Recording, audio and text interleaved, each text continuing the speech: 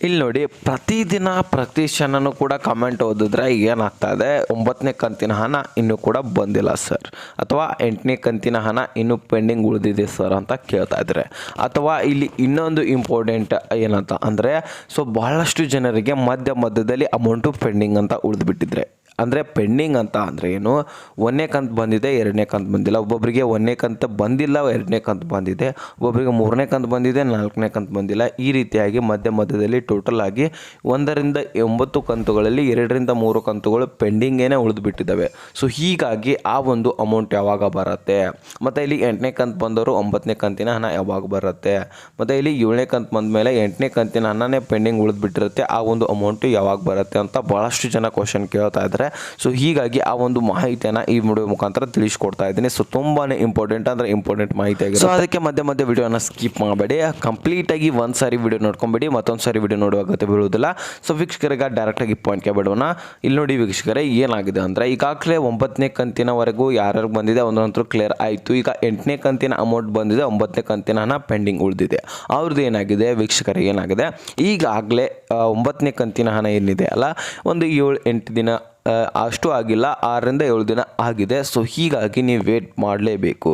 6ರಿಂದ 7 ಅಂದರೆ ಒಂದು ವಾರನೇ ಆಗಿದೆ ಈಗಲೇ.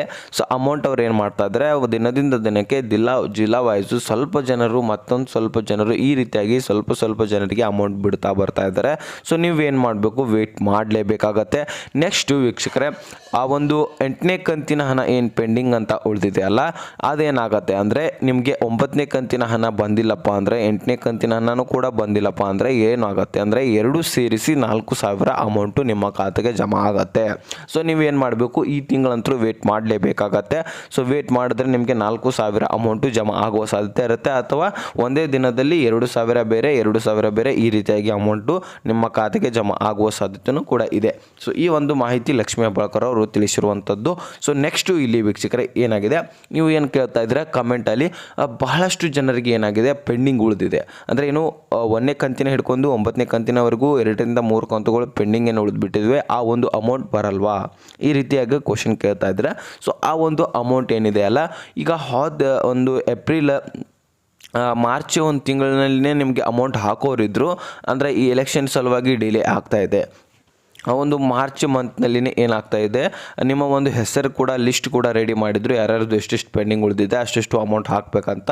ಸೊ ಆ ಒಂದು ಲಿಸ್ಟ್ ಪ್ರಕಾರ ಅಮೌಂಟನ್ನು ಹಾಕಬೇಕಂತ ವಿಚಾರ ಮಾಡಿ, ಎಷ್ಟೇ ಕಂತ ಪೆಂಡಿಂಗ್ ಅಂತ ಉಳಿದಿದ್ರು ಸಹಿತ ನಿಮ್ಮ ಖಾತೆಗೆ ಜಮಾ ಆಗತ್ತೆ. ಯಾಕಂದರೆ ಆ ಒಂದು ಲಿಸ್ಟ್ ಕೂಡ ರೆಡಿ ಮಾಡಿದ್ದಾರೆ.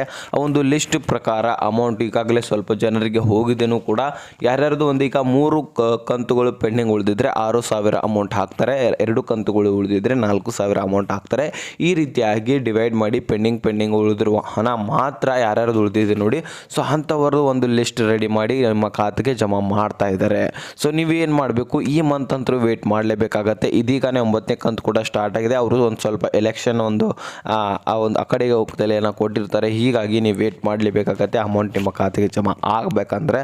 ಸೊ ವೀಕ್ಷಕರೇ, ಈ ಒಂದು ಮಾಹಿತಿ ನಿಮಗೆ ಅರ್ಥ ಆಗಿದ್ದಲ್ಲಿ ಲೈಕ್ ಮಾಡಿ, ನಿಮ್ಮ ಸ್ನೇಹಿತರಿಗೂ ಕೂಡ ಶೇರ್ ಮಾಡಿ, ಹಾಗೆ ಸಬ್ಸ್ಕ್ರೈಬ್ ಮಾಡಿ ಅಂತ ಹೇಳ್ತಾ ಮತ್ತೆ ಮುಂದಿನ ಮಾಹಿತಿ ಸಿಗೋಣ. ಅಲ್ಲಿ ತನಕ ಬೈ ಬಿಟ್ಟು ಫ್ರೆಂಡ್ಸ್.